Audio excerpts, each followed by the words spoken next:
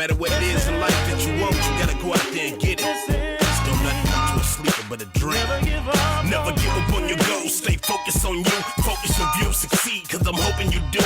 Keep climbing up the ladder, cause the key to success.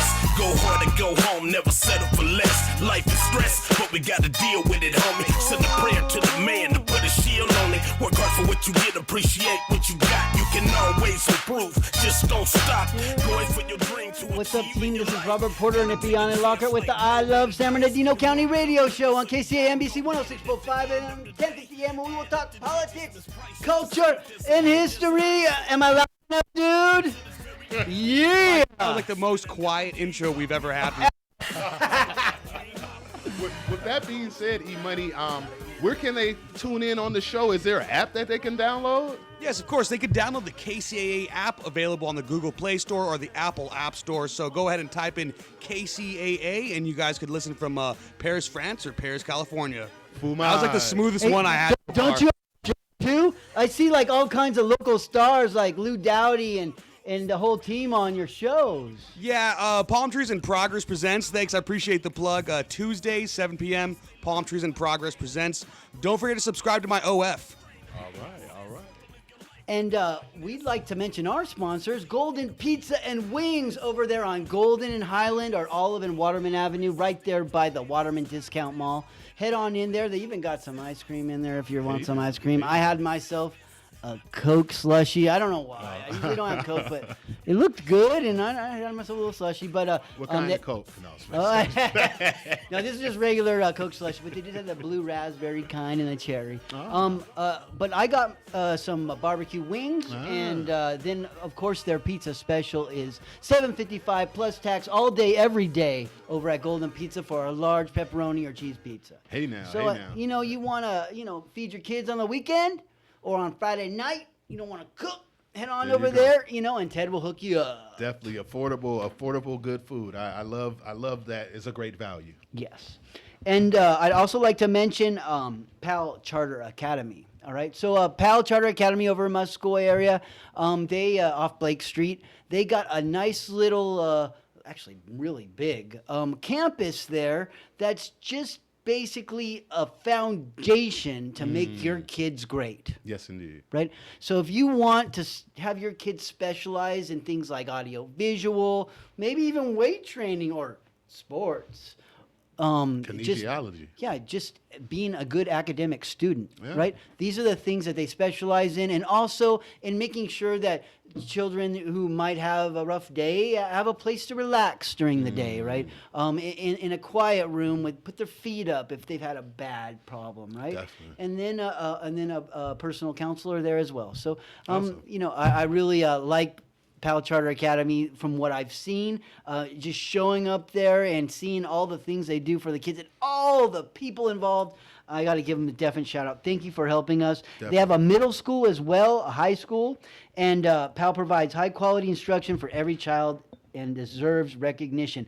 Info at palcenter.org or call 909-887-7002. Now, awesome. We are going to have Mr. Radden on the show coming up here in a few weeks, and he's going to go over their policies and stuff for a safe school. Awesome. Right, and to make sure that everybody understands that the kids are safe at that school.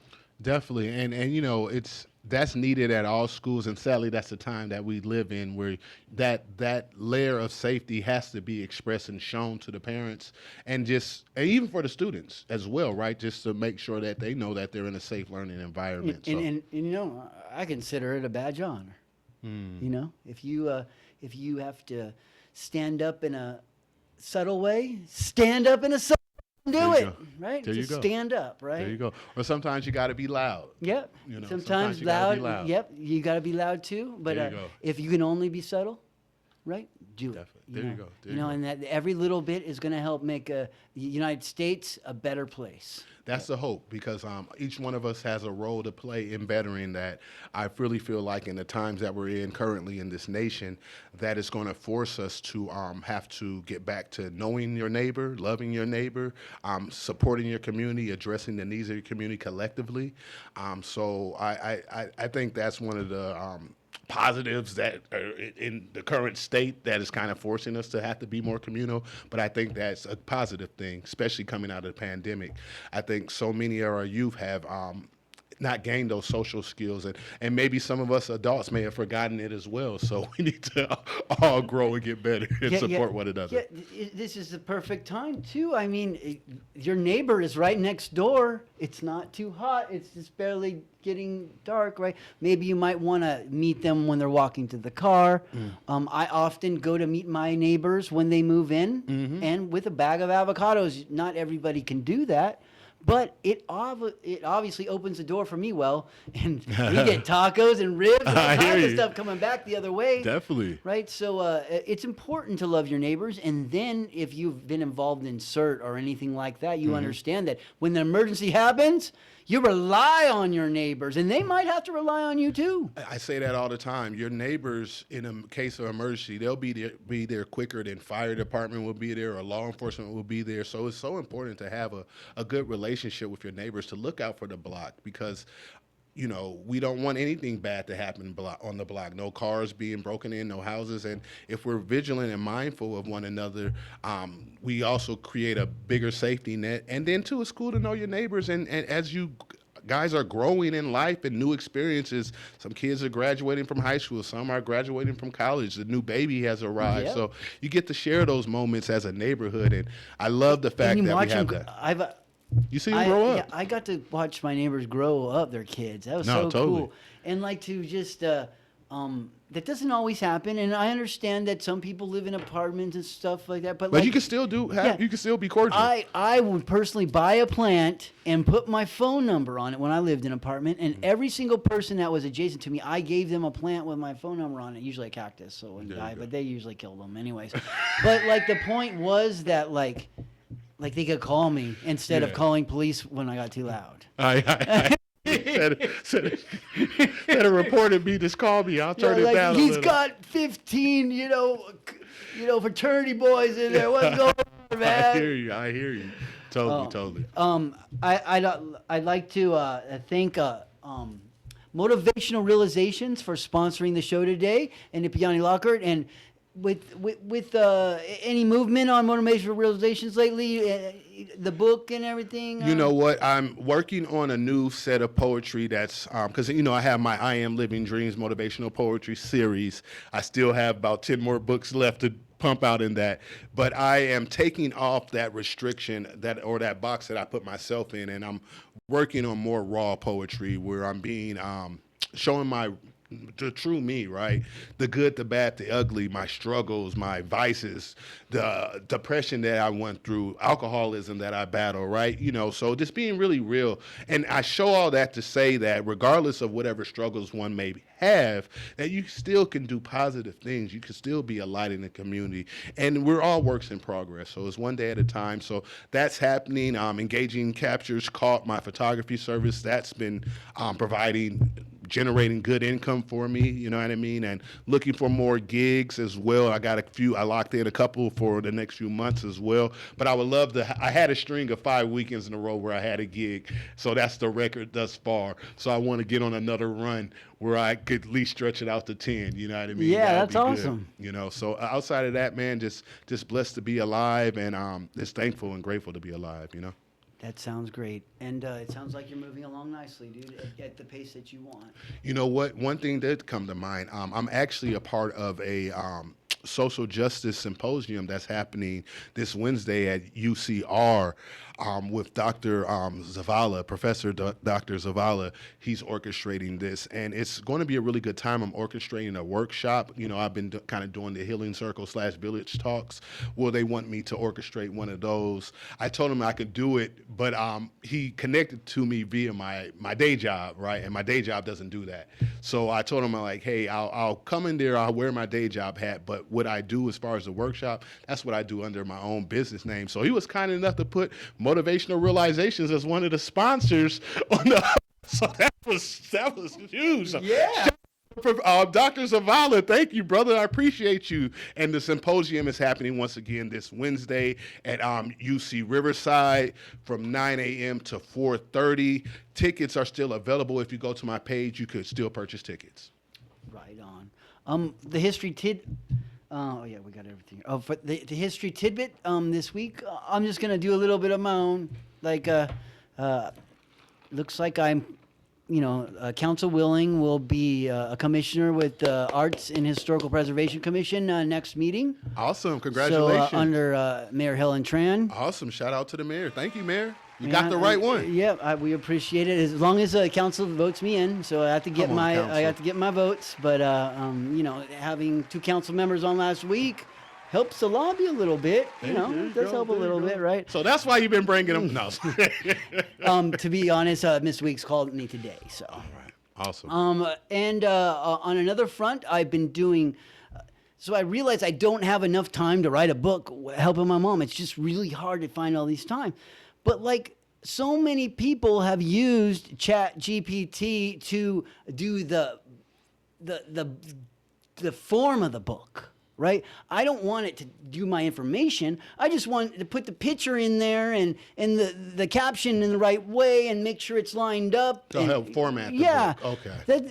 That's what I need. And like that's what I'm going to start to learn to do better. And so I'm going to, pay for subscription and start using ChatGPT to do the mega art to get my book out quicker. This is the 3rd edition because I have found some stuff in Baldwin Lake that just blow my mind. Incredible stuff. You know who you need to reach out to, and you've had him on the show, is Shante. He's a master with that AI stuff. Really good. He'll show you how to.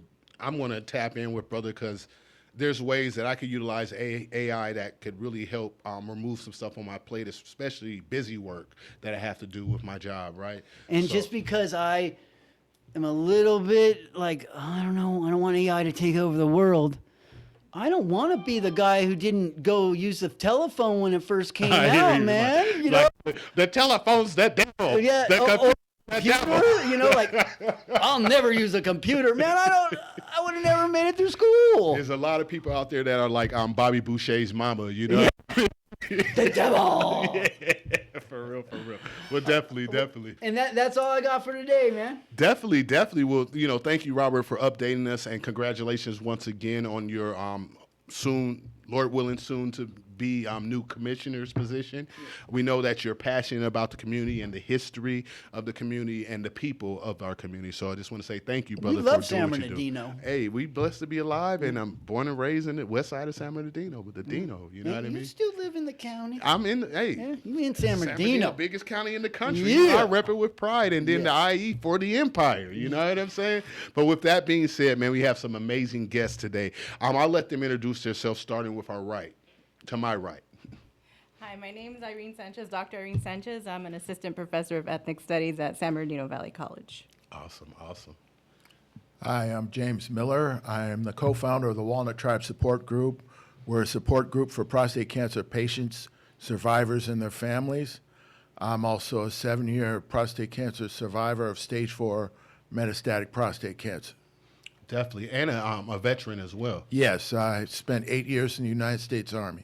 Thank you for your service, sir. Definitely, sir. Thank you. Definitely. And, I want to dedicate this show because many people have saw the tragic news today that Malcolm Jamal Warner has transitioned. And I know that... He was my favorite Cosby. So I was just about to say, so many of us grew up on the cool. Cosby. He made me feel cool. Totally. And you are cool, bro. It's not a feeling. Cool More than a feeling. But nah, brother, a great man. What the Cosby Show did for so many communities of color is showed it helped us inspire to be better than what our current surroundings may have been, right? So we thank brother for he was first a poet. Initially, he was a poet, right? So for his poetry, for his presence on the screen and on the television series, and just a good brother, a rock solid man, and to me, an American icon. So. A tragic loss. I Totally. feel sorry for his family. Totally. So young, only 54 years Yeah. old. And I don't know what the causes are, but to me, every time I see young men that are 50 or younger or 60 or younger, it's like we have to prioritize our health. We really have to. I don't know if it was a medical condition, but I don't know what it is. He got caught in a riptide, is what I heard. Okay. But that sometimes coincides with some medical ailment too. So where they were gonna waste, but still so Yeah, no, Yeah. totally. And be careful at the beach in the riptides. Riptides, you yeah. gotta really know how to swim. They said swim sideways. Don't Yep. try to swim straight back to the shore. You want to swim It's out. scary when it happens too. No, like, totally. Yeah. You probably panic. But with that being said, on the mindset of health, brother Miller, what made you want to create the Walnut Tribe? Well, it's like this. I was diagnosed in August of 2018. I was working as an airport security screener in San Francisco International Airport. You're one of those guys? Yep.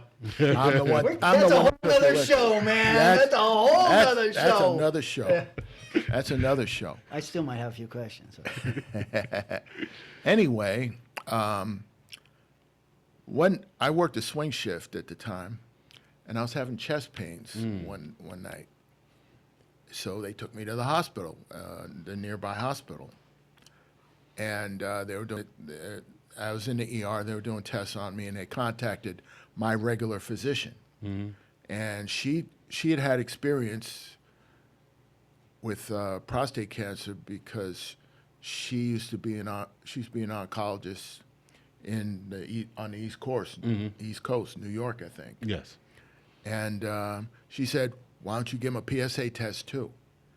And I had no idea what a PSA test was. For those of you who don't know, the actual name is prostate specific antigen. It took me a while to learn that too. So they gave me that test. It's just a simple blood test. They draw some blood and they send it to the lab. Now, the average healthy male's PSA level is at least 4.5. My initial PSA level was 135. So after that, I got the biopsy and the CAT scans and the bone density scans and so on and so on. And finally, I was told, you have stage 4 metastatic prostate cancer. And when you get news like that, the natural thing to ask, no matter what, is, how much time do I have?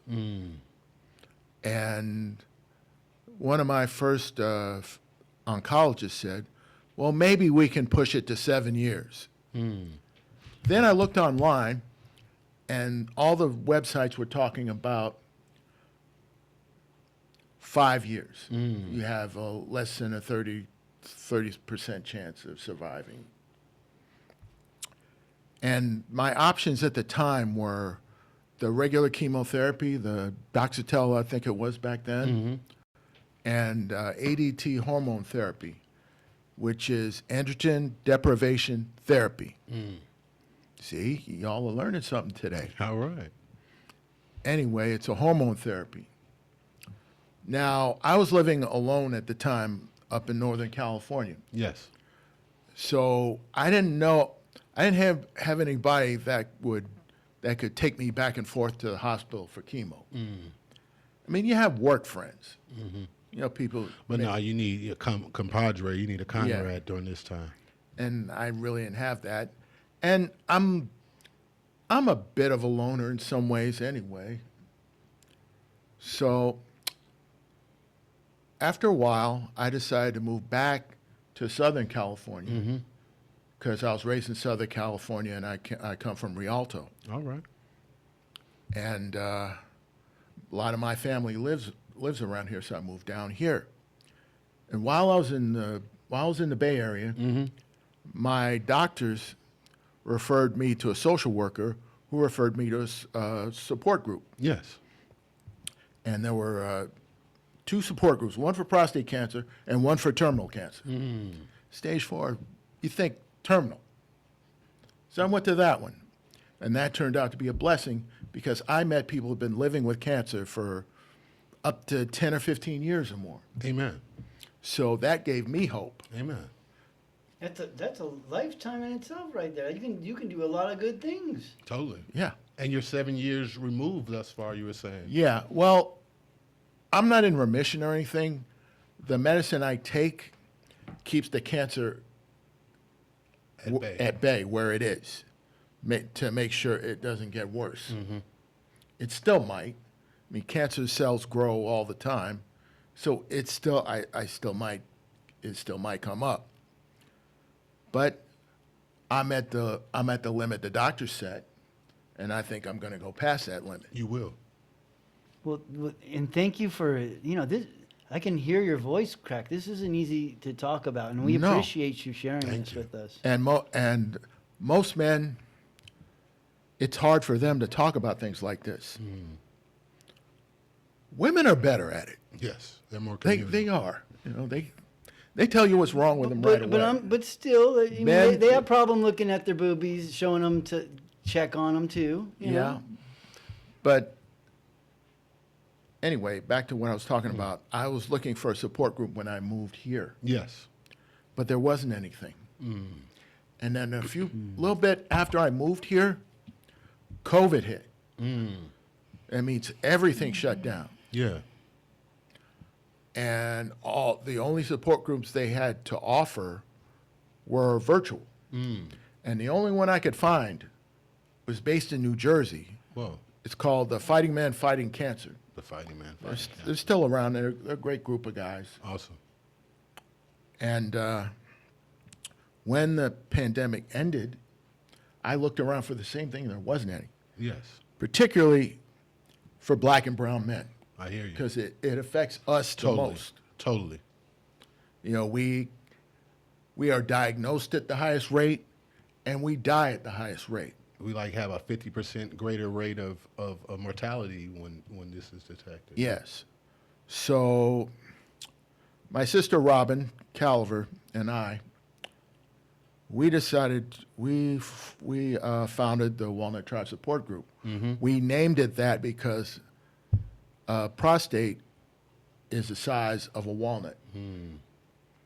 And we use the word tribe because when men are diagnosed with prostate cancer, they think they're alone. And Or any condition in any general. condition, they think there's nobody else that's got it like me, and that's not true. Word up. There are many of us, Word up.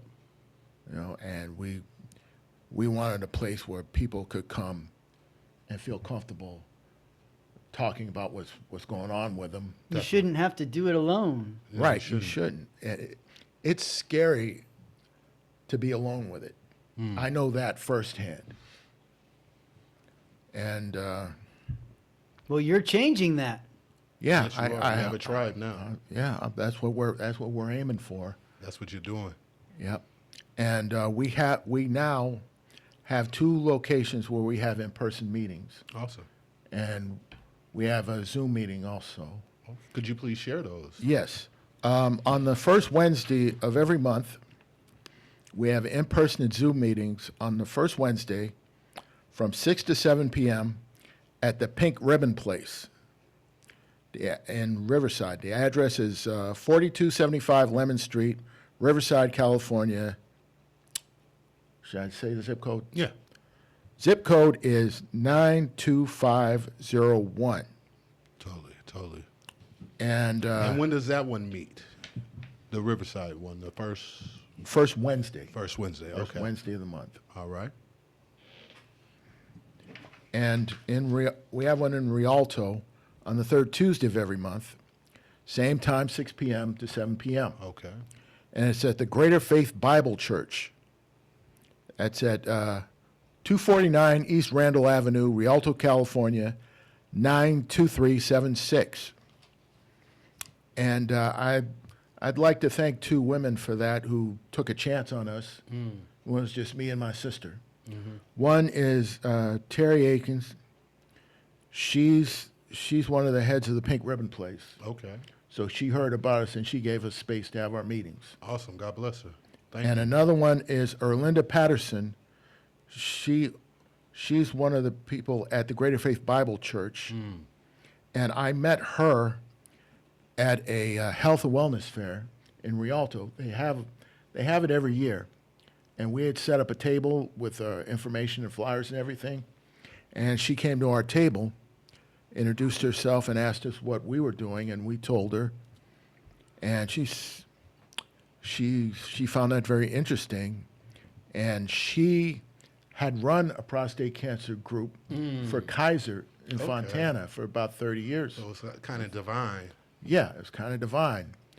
And And she just stopped doing that one, and then you came along with a new one. yeah, well, she retired. She retired. You Okay. know. Well, that's exactly what needed to happen, right? Word up. Yeah. It was I mean, because divinely unfortunately, I orchestrated. can imagine that the leaders of these organizations often expire eventually, right? So you need to have someone to replace you. Yeah. Definitely, if you want to see the legacy go on. Yeah, and because this is a big thing, people Totally. are constantly needing help, and I've unfortunately I know a lot of men that have gone through that, and some of them aren't around anymore. you Yeah. know? Yeah. And it's not easy to get checked on, and there's no education on it. Definitely. I mean, like I said, I didn't know what a PSA was until I was diagnosed. And before that, they used the old digital test. I hear you. Should I really describe it right No, now? we know what you mean. We think what you mean. I hear you. I hear you. Yeah. That says everything you need. That one. And that makes most men shy away from it. Totally. I mean, we all grew up hearing about that, and no man wants I'm that not going done. to tell these stories. Wait a second. I'm going to keep these.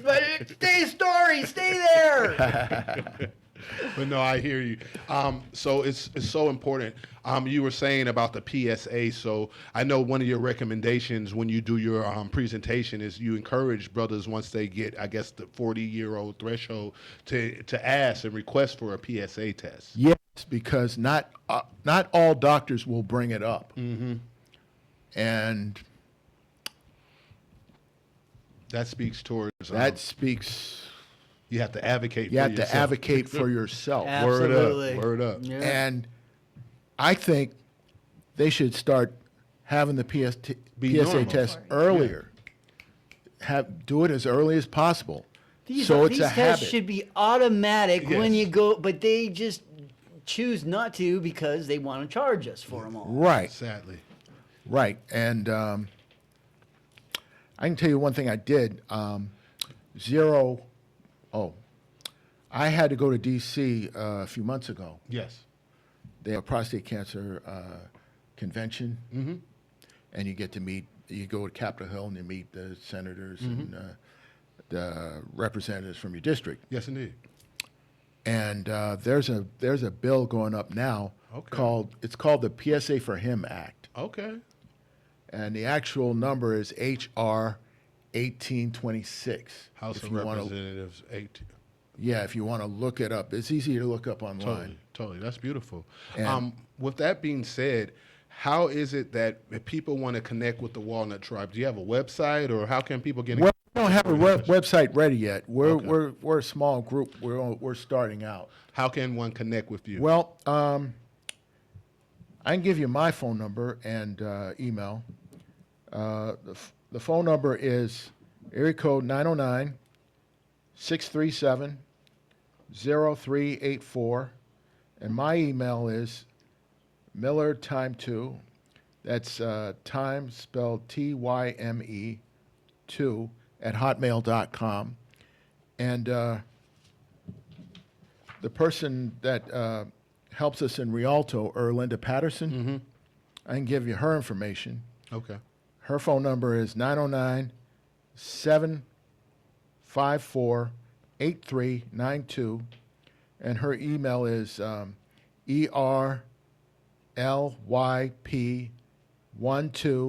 erlyp12@gmail.com.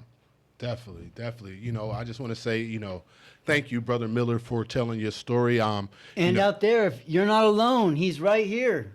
Totally. You don't have to battle this alone. I want to definitely shout out the Brother Fellowship because you recently attended one of the last meetings that they had, or meeting prior to the last one, I Yes. should say. And it's good to see you. I saw you also at Mayor Deborah Robertson's Foundation or Men's Wellness event. You know what I mean? Shout out to Vicki Davis as well as the mayor, former mayor of Rialto. So continue to do the great work. And one thing that I've said about brother, he says, oh, I'm shy. But he gets up there and he speaks and he tells his story. And I tell him, don't speak that over yourself, because you're doing a great job advocating. You're raising awareness, and you're doing Thank great, you. brother. Thank you. Definitely. With that being said, we're going to transfer over to our second guest of the evening. Dr. Sanchez, how are you doing today? I'm good. I just want to say it's really inspiring what you're doing, because I know people personally who've been impacted too by prostate cancer. And like you said, it is an issue, a big issue for men of color. Yes. And, health, equity, all of those things, equality. And so I'm just really happy about the work you're doing, because I've known family members too who've been impacted by that. So it's just amazing that you're doing that. So thank you. Thank you. It might be. Thank you. It could be an upcoming presentation. It intersects with health, Yes, it does. and I think that's important to remember about, when we talk about equality, about all these different things like we're fighting for, Definitely. and that's what we talk about in ethnic studies Totally. too. So Yes, one of the that's the things aspect. in my class that we focus on at Valley, and there's multiple teachers, professors at Valley who do ethnic studies. I'm Shout the out first. to Blackshear. Yes, I am the first full-time tenure track there though. So I feel responsibility too to make sure, because I was raised here in the Inland Empire. I lived here in Muscoy in San Bernardino too at one point. So, I care a lot about the IE and about our community and how it's impacted by, a lot of things. Education, equality, health is a big one, environment, all these different issues, labor issues, right? Fighting for equal rights in all these areas. And I feel like a lot of them are, they're connected. No, it totally is. So have you felt targeted lately because you're ethnic studies? I've been teaching ethnic studies for over 15 years. Yeah. Like an expectation that you shouldn't be teaching that or something like? No, there's always been attacks on it. So I've always had backlash, or if you tell people sometimes, like, when I went for a checkup at, the doctor, you meet people in waiting rooms or just at checkout lines, and I'm the type of person, I say hello to people. People ask me, are you from here? It was funny when I moved back, because I lived out of the area in Santa Cruz and Seattle for a while. And they're like, are you from here? Because I said, why are you asking me that? And they're like, you're too friendly. So I'll say hi to people. And then a lot of times, they'll ask, usually they'll ask what you do, right? And depending on who's asking, though, I always have to be a little cautious, because I have to gauge my energy, and if this is going to drain me, or if I have to explain stuff too much. So I remember when I went to the doctor, I was waiting in this waiting room with other women for a checkup, and they ask me what I do, and sometimes it's just not worth engaging if you know it, especially right now. So I'm a little more careful, at least when it comes to those interactions. But in general, I've always felt that teaching ethnic studies, even when I was learning it, advocating for it, people have always resisted. And you still get some of that with students, but it just depends. I think a lot of times students don't know a lot of this stuff, and they believe what they hear out there about CRT, critical race theory, which is not a bad thing. Or they want to debate, what they heard on some blog somewhere, and I have to explain to them, well, that's not really a credible source. So a lot of times at the beginning, I'm okay with if you disagree, but you have to bring me facts and sources. You can't just say I disagree, and because of I heard from somebody over there and their cousin's mom said, it's not. I saw it on TV. Yeah, that's right. Or the worst. something like that, and it's so you have to kind I of. read it on the internet. You're combating misinformation, and so And it's it a little often, challenging and to it push often back doesn't work. against it. But I was like, you're a teacher, right? So like, you have to really have student like. Do you ever have that like? With back and forth, students, yeah? sometimes, not Yeah. really though. I would say not at Valley. And only I know how to approach those situations that are difficult, have those conversations. I would say I experienced more pushback before I came to Valley, and Valley being there is such a blessing for me because, again, I'm from here. The IE in general, I grew up in Hoopa Valley. I live in Riverside now, but, I'm at Valley. I used to live in Muscoy. My San mom... Bernardino is the place to start ethnic studies, man. We are we are the melting pot. My That's why I love sister this. is almost 20 years an elementary school teacher over in Rialto. My mom, she became a teacher when she was in her 50s. So I always tell my students this because I want them to know it's never too late Word to up. do your goals. Totally. So my mom became a teacher when she was 50. She just retired from Colton Joint Congratulations. Unified School District right. last year. So,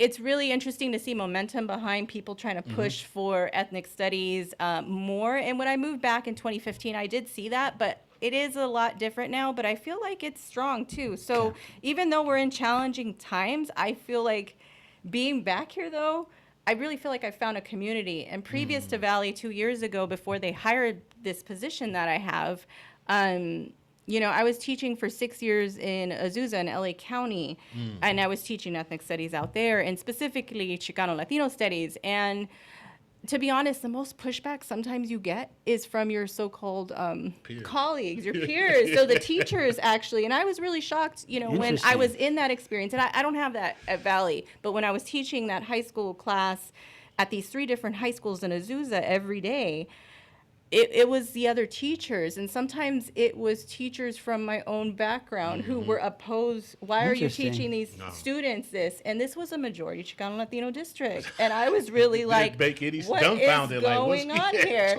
They say And- all skin folk ain't kinfolk.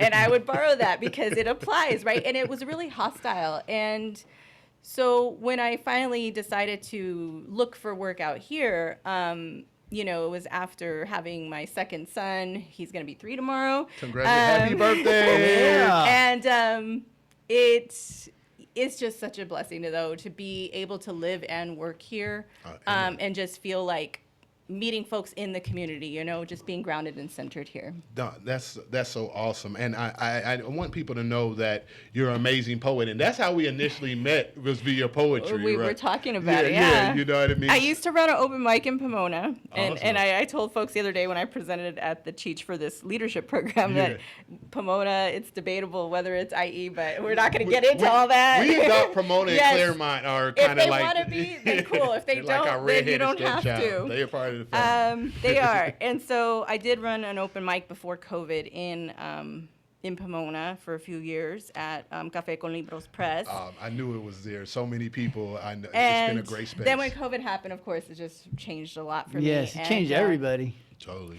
So I have a poem, and I'll probably read one because we probably are limited on some time, but we have I will about point out. 14 minutes left, so you could share 2 of them. Okay, let's do both of them then. All right. So this one I actually have never read out loud. This is from a book that came out in 2020 during COVID. It's called San Bernardino Singing. So I wrote it's poems in here, but it feels like they're short stories in a way. So I called it Poems from Muscoy because I was living there before I left for school in other areas. Okay. So Poems from Muscoy, and it's like a few little parts. So I'll see if I Do your thing. read at least the first one here. I remember the days I woke up to taste the dusty air. Sometimes I almost choked. Sip of water from the nightstand, and I rolled over to see foil on the windows that never kept the heat out. The sun stings, but I don't feel it. Fire has raised me here.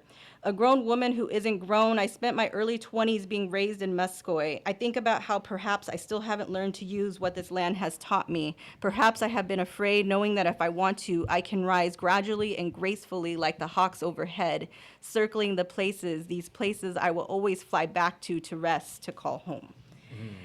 And you've flown back, and you. So when I read this again, yeah. I was like, oh. Totally. And in here, it's a longer piece, but I'm going to get to the other one.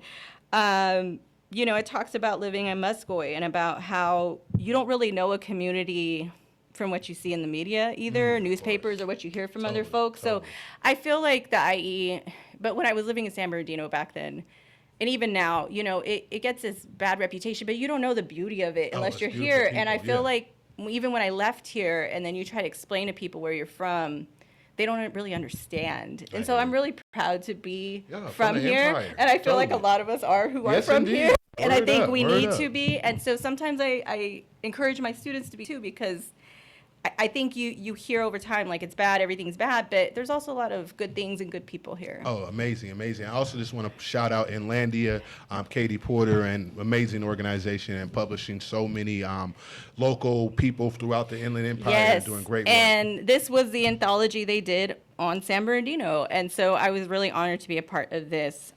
This was 2020. This is a more recent anthology I'm in, and this is published by Riot of Roses Press. It's a small press. But this was like a nationwide call for, women, people who identify as Chicanas. And so Chicanas, that's what I identify as. And there's a few folks in here that are from the IE. So I'm actually working right now trying to figure out how to plan a reading of the IE poets that are in this book called Somos Chicanas. This came out in December 2024. And so in this book, the poem that was in here, it's a little bit longer, but I will read it for you. It shouldn't take too long. But the name Empire. I called it Empire. So this is actually one of the Empire. has multiple meanings, right? And we know that. And I wrote this poem, probably one of my first ones before I started sharing them publicly. Because I don't consider myself necessarily a performance poet, all of that. I feel like poems are stories, Yes. and we're just sharing our stories with each other in a different format Yeah, and like connection. spoken word and It's a little bit both. different. It's to me, there's different genres in the poetry. Yes. Subgenres where you have the spoken word, where it's more And then there's about like performance. competitive people Yeah, too, slam poetry and everything. and- And I love all forms of expression. So Totally for hear me, I feel like writing has spoken to me a lot over my life and gotten me through difficult times. Definitely. And so when I wrote this piece, I remember I didn't even know how to finish it. So I actually didn't finish it until I moved back here in 2015. And I think sometimes, and it has like, the dots at the You end. continue, like, Yeah, you still don't continue, even know how to end it sometimes. Well, by all means. The mic Okay, is thank yours. you. So this is Empire, and again, it's in Somos Chicanas that came out last year. Life in the Empire is made up of concrete dreams, smog horizons, and dirt. This is not the US they sing of. Oh, say can you see pastures of plenty. I remember when it was green, but I saw how dairy farms and citrus groves became warehouses and free trade zones, creating pollution and the most colorful sunsets that are among the most beautiful I've ever seen to this day. Living in the Empire will confuse you, like when you move there and white boys in big white trucks and Confederate flags drive down your street. As you watch them from the bigger house your parents you never see because they work so much moved you to. Bigger doesn't always mean better, but you try to convince yourself it is like they told you. Don't be ungrateful. Living in the Empire will consume you.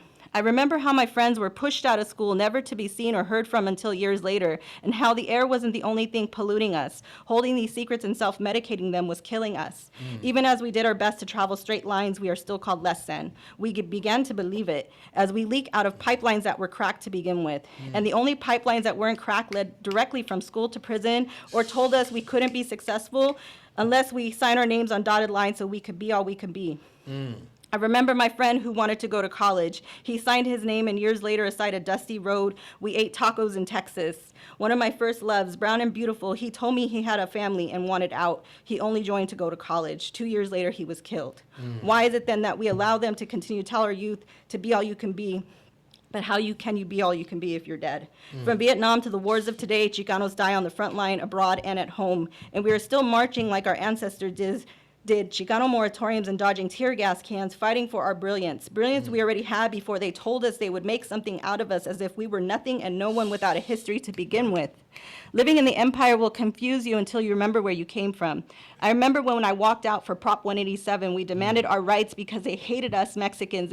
These rights we've been trying to get since Mexican schools, we've been trying to get since walkouts, we've been trying to get since they took our land and made us foreigners on it and called our grandparents names. I remember my parents growing up in East LA and the pain they didn't want to talk about and how they believed the American dream meant they wanted to give us better than where we were from, as if where we were from wasn't good enough.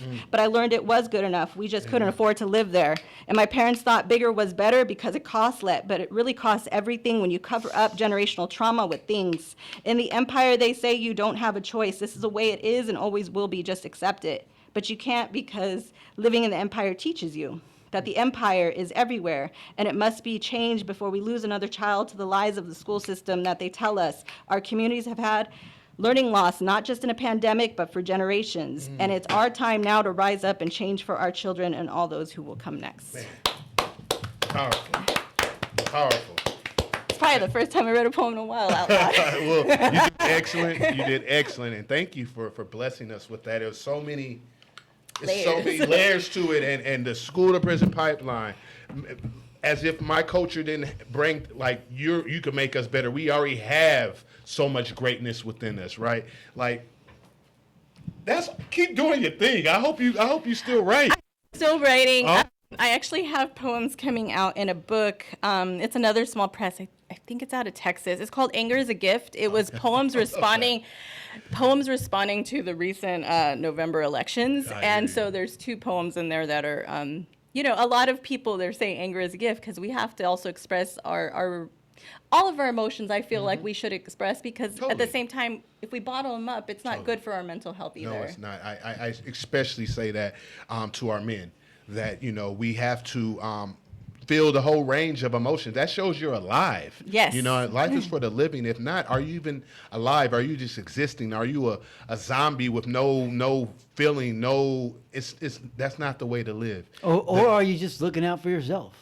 I Yeah. mean, it could be in a selfish way, but Yeah. that could be a selfish way that leads to detriment to self. Yeah. You know what I mean? Yeah. So Usually he does. yeah, in most cases, that's why it's so important for all people to express themselves, but especially for me being a man myself, but knowing that many men struggle expressing themselves or asking for help when they need help or assistance, because as Brother Miller said, we all fall prey to this mindset of that we're the only one. There's 8 billion But we're lives on this alone. planet, and there's so much intersectionality. Now, it's aspects that makes us each unique, but the lived experience has so much overlap, and you're never the only one. Yeah, we always have something in common with somebody. Yeah. And then, like you're saying, then we the just take a feeling breath, of right? alone. I think people right now especially need to feel like they're in community with one another. Yes. And whatever way we can bring people together, right, to make them feel like they belong, like they're welcome, that they have a space, it's just so important, It you know? is. And wherever we're at, whoever we're around, like you're Yeah. saying, I Art, think that's important. spirituality, and food. They'll bring people together. Word up. No, I want to say thank you for what you do in our community, the poetry that you bring, the light and the education, the wisdom that you're seeding and cultivating at San Bernardino Valley College and all the places you have tread. And I'm happy that your journey has brought you back home. Thank you. And now you're raising the next generation. You're encouraging the next generation of leaders, of poets, of change agents, So I greatly appreciate that.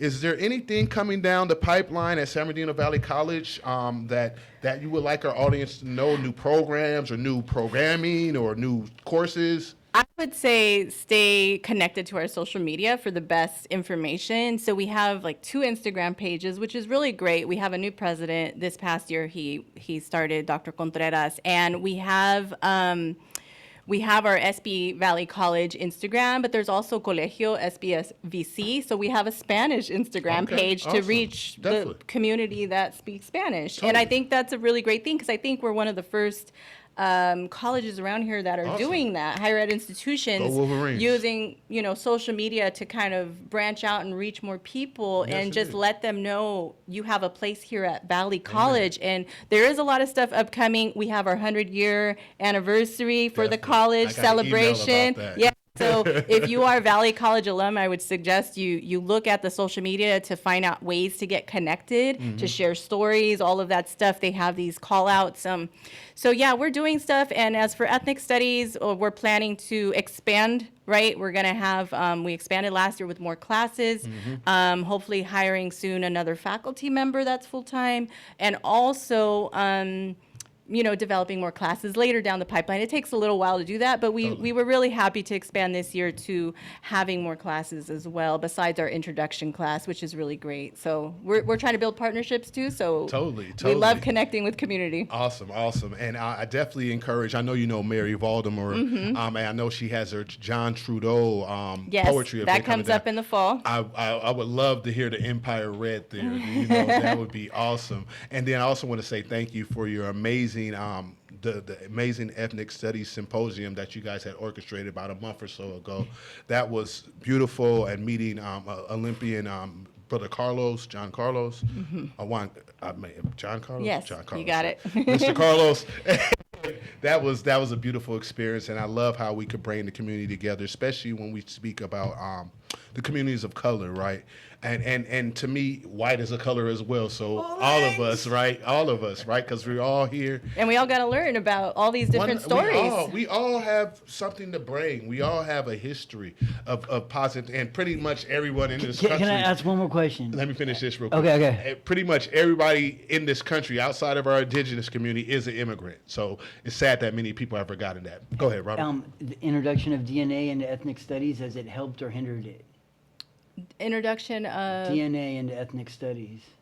That seems like more of the scientist side of the Oh, business. I was like, yeah, like the DNA, like your genetics. Oh, Well, no, no. yeah, because they're starting to realize that we have different ancestors from the past. And I don't think we've had those discussions necessarily. It's more because it's focused on the 4 groups that have been historically and deliberately excluded from, history, which and the stories of the present too. So we're talking about the Black community, the Chicano Latino community, So Indigenous, what Native, eventually as well it as may equal Asian is American. like some kind of purity. Like you look at the DNA, your DNA has this little bit of Neanderthal, then you no longer are this.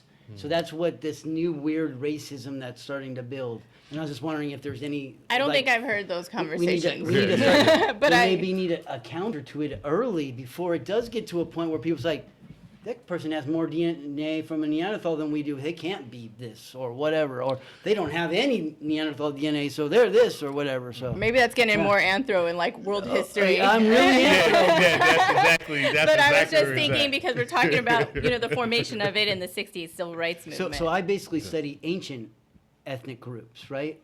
And DNA is all the rage and all that now, I hear you. right? I hear Because some don't know where they stand designated, right? And then they find out that they're related to this person, or they've been there all along, or they moved there this time. It's all Definitely. kinds of cool stuff. And so. at the end of the day, regardless of the DNA, we're all related because we're part of humanity. Yeah, And we all there's only came from one the first species, ones, right? And the home of humanity is Africa. So we've all come from this land, and we all will go back into this land. But until that day, we should continue to celebrate and love one another. And that's what we're missing right now because there's a lot of dehumanization going on. So Totally. I'm glad Totally. you said that. It's about Amen. humanizing our experiences, listening to each other. I always say there's one race, the human race. That's it, brother. Well, definitely, we're down to our final minute, Robert. I'd just like to thank you for setting up a great show. It's Thank brought to you, you by brother. Motivational Realizations. Please join I Love San Bernardino by Robert Porter. It's the place to go if you want to find out more information about what is going on in the law enforcement kind of area right now. I hear you. A safe space for people to understand when they see things happening in our community, to make others aware of what's happening. And where Definitely. it might be happening that Yes. you might need to know. Totally. All right. Oh, well, thank you all. This is Robert Porter and Biani Locker with the I Love San Bernardino County radio show. Thank you, Amy. And we are...